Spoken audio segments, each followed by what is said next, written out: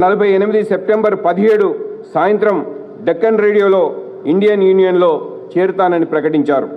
నిజాం లొంగుబాటుతో హైదరాబాద్ సంస్థానాన్ని భారతదేశంలో కలపడం జరిగింది.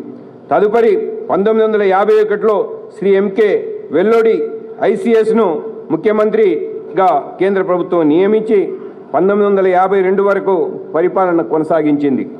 తదుపరి జరిగిన సార్వత్రిక ఎన్నికల్లో శ్రీ బూర్గుల రామకృష్ణయ్య గారిని ముఖ్యమంత్రిగా, కొండా వెంకటరంగారెడ్డి గారిని ఉప ముఖ్యమంత్రిగా, శ్రీ వివి రాజు, శ్రీ ఎం చెన్నారెడ్డి గారు మరియు తదితరులతో మంత్రివర్గం ఏర్పాటు చేసుకోవడం జరిగింది.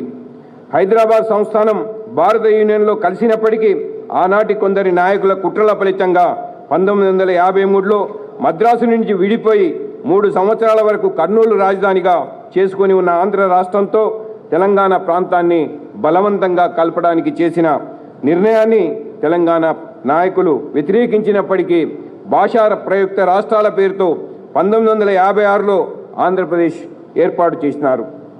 కాలక్రమేణా ఆంధ్ర పాలకుల అన్యాయాలకు వ్యతిరేకంగా తెలంగాణలో 1969లో ప్రారంభమైన తొలిదశ ఉద్యమంలో సుమారు 350 మంది అసువులు బాసినారు.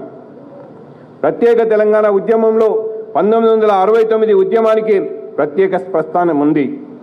జెంటిల్మెన్ అగ్రిమెంట్లోని రక్షణలు అమలు కావడం లేదని భావించిన తెలంగాణ ప్రజలు తొలిసారిగా ఉద్యమించారు.